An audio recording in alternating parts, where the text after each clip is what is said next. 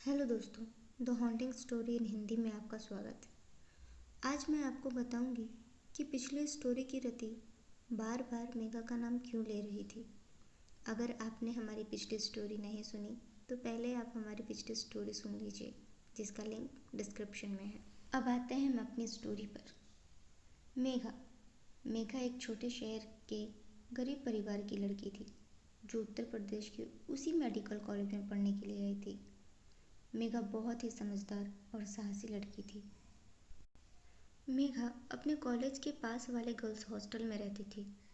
क्योंकि college hostel के बगल में ही था, तो मेघा अक्सर ही देर रात तक कॉलेज की लाइब्रेरी में पढ़ती रहती थी। एक दिन कॉलेज की कुछ सीनियर लड़कियों ने मेघा के साथ रैगिंग करने की कोशिश की। पहले तो मेघा ने इसे इग्नोर किया, लेकिन दिन प्रतिदिन जब ये हरकतें बढ़ने लगी, जब ये रैगिंग बढ़ने लगी, तो मेघा ने तय किया कि वो इसकी कंप्लेन कॉलेज के डीन या प्रोफेसर से करेगी। उसने सोच लिया कि उसे अब नहीं सहना है। वो अब इन बातों को और इग्नोर नहीं करेगी, और उसने वैसा ही किया। मेघा ने सोच लिया कि वो इस रैगिंग की कंप्लेन कॉलेज के प्रिंसिपल से करेगी। ये बात उन सीनियर लड़कियों को पता चल गई कि मेघा उनकी कंप्लेन प्रिंसिपल से करने वाली है। उन्होंने तय किया कि वो मेघा को डरा धमका के चुप करा देंगे। उन्होंने मेघा को डराया, धमकाया और बहुत कोशिश की कि मेघा चुप हो जाए। उन्होंने मेघा को धमकाते हुए कहा कि अगर तुमने हमारी कंप्लेन प्रिंसिपल से की तो इसका अंजाम अच्छा नहीं होगा। अगर तुम्हें तुम्हारी ज़िंदगी प्यारी है तो चुप रहो, क्योंकि चुप रहने में ही तुम्हारी भलाई है। यहाँ तक कि उन्होंने मेघा को जान से मारने की धमकी तक दे दी। मगर मेघा इन धमकियों से कहाँ डरने वाली थी। वह बहुत ही साहसी और बहादुर लड़की थी। मेघा ने ठान लिया था कि वो इस रैगिंग की शिकायत अपने कॉलेज के प्रिंसिपल से ज़रूर करेगी। मेघा के इस फैसले ने उन सीनियर लड़कियों में डर और दहशत का माहौल पैदा कर दिया, क्योंकि उन्हें ये बहुत अच्छे से पता था कि अगर उनकी कंप्लेन कॉलेज के प्रिंसिपल से हुई तो इसमें कोई शक नहीं कि उन्हें कॉलेज से सस्पेंड भी कर दिया जा सकता है, जिसका सीधा सीधा असर उनके करियर पे पड़ सकता है। उनके डर की एक वजह और भी थी, उनका रौब जो कॉलेज में हर जूनियर स्टूडेंट पर था। मगर आज तक किसी ने भी उनके अगेंस्ट कुछ नहीं बोला था। किसी में इतनी हिम्मत थी ही नहीं कि कोई उनके खिलाफ बोल सके। मगर मेघा ने जैसे एक आंदोलन छेड़ दिया था। उसने तय कर लिया था कि वो इस रैगिंग के खिलाफ बोलेगी। अब वो चुप नहीं बैठेगी, अब वो नहीं सहेगी, और इस रैगिंग की कंप्लेन वो ज़रूर करेगी। मगर सीनियर लड़कियों ने भी इसे अपने ईगो पर ले लिया था। उन लोगों ने भी ये तय कर लिया था कि वो मेघा को चुप करा कर दम लेंगे और मेघा को कंप्लेन नहीं करने देंगे। इसलिए जब भी उन सीनियर लड़कियों को मौका मिलता, वो मेघा को डराते, धमकाते, परेशान करते और हमेशा यही कहते कि अगर तुमने हमारी कंप्लेन की तो तुम्हारे लिए अच्छा नहीं होगा। देखते देखते वक्त बीतता गया। मेघा ने भी सोचा कि क्यों करूँ कंप्लेन, मैं यहाँ पढ़ने आई हूँ, छोड़ो नहीं करते कंप्लेन। ये सोचकर मेघा भी कुछ दिनों के लिए चुप हो गई।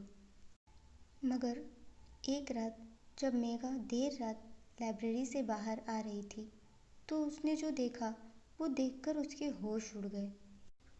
उसने देखा कि वही सीनियर लड़कियाँ हॉस्टल के बाहर कुछ लड़कों से मिलकर उनसे कुछ पैकेट्स खरीद रही हैं और उस पैकेट की बहुत मोटी कीमत भी दे रही हैं।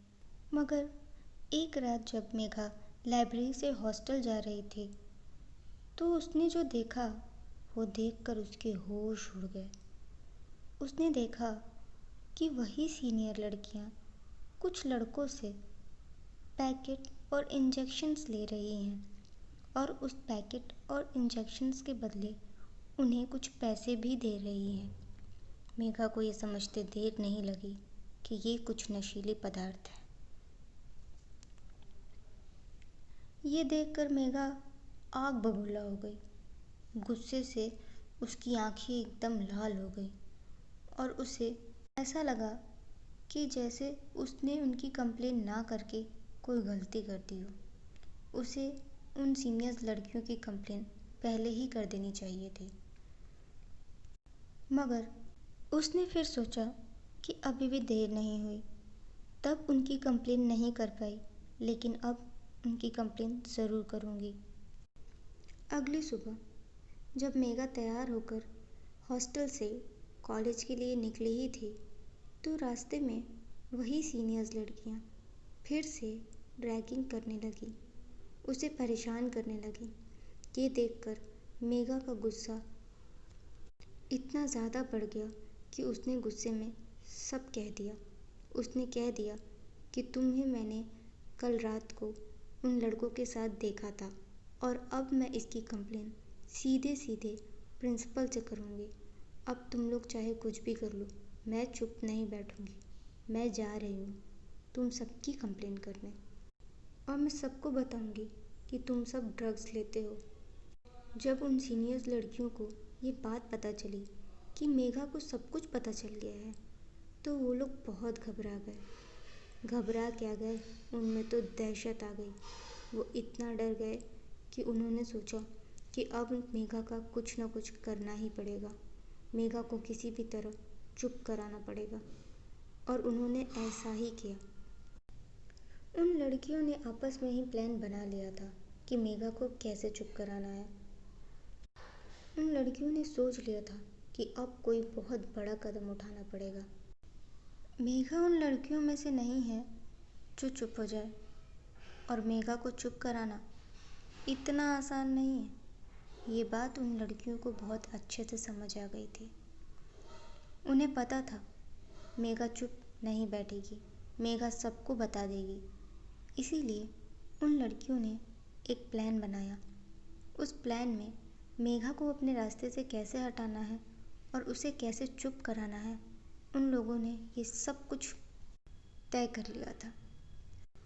हर रोज़ की तरह मेघा कॉलेज की लाइब्रेरी में पढ़ रही थी, और देर रात जब वो लाइब्रेरी से हॉस्टल वापस आ रही थी, तो रास्ते में उसे ये सीनियर लड़कियां मिली, और उन्होंने जो प्लान किया था उस प्लान के मुताबिक मेघा को वहाँ से मॉर्चरी ले जाने का प्लान था।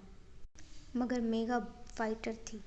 4 लड़कियाँ और अकेली मेघा, इन सब के बीच में हाथापाई शुरू हो गई।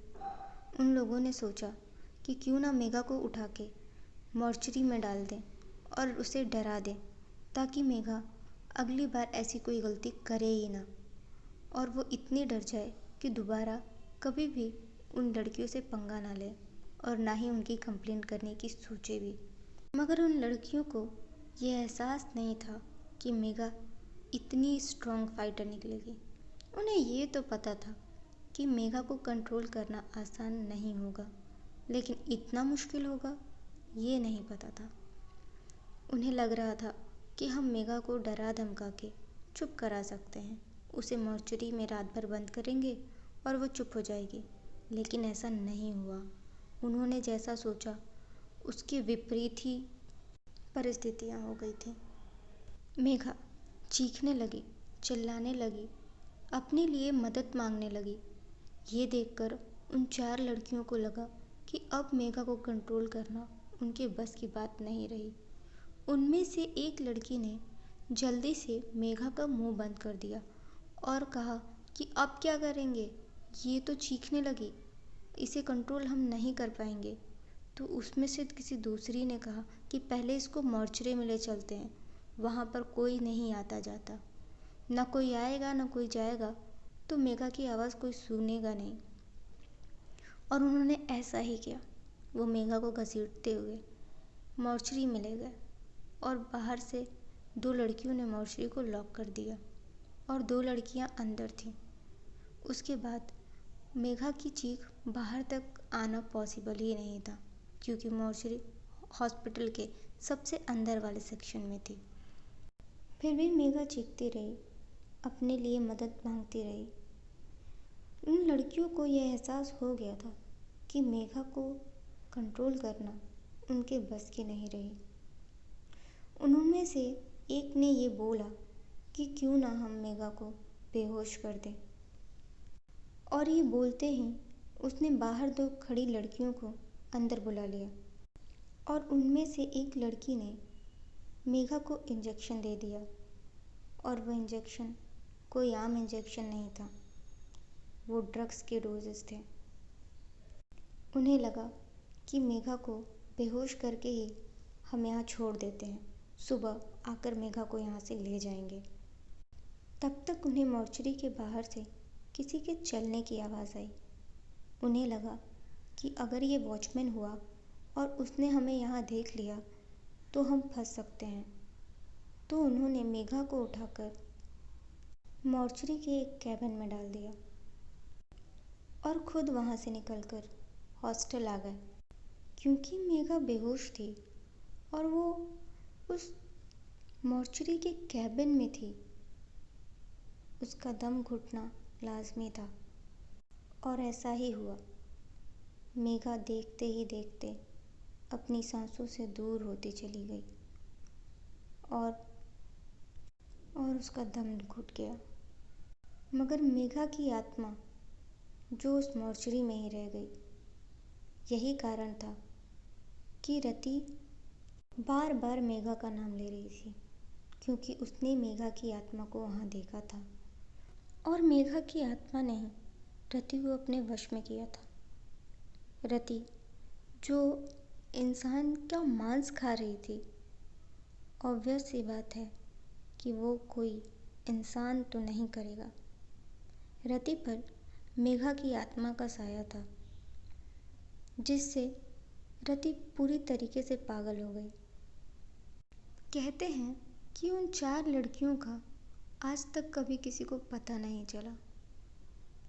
वो 4 लड़कियां कहाँ गईं, ये कोई नहीं जानता। कुछ लोगों का कहना है कि वो 4 लड़कियां अब इस दुनिया में नहीं हैं, मगर हकीकत कोई नहीं जानता। दोस्तों, ये थी मेघा की कहानी, जिसकी आत्मा ने रति पर कब्जा कर लिया था। आई होप आपको ये स्टोरी अच्छी लगी हो। अगर स्टोरी पसंद आए तो लाइक, सब्सक्राइब और शेयर ज़रूर कीजिए। मिलते हैं अगली स्टोरी में, तब तक के लिए बाय बाय।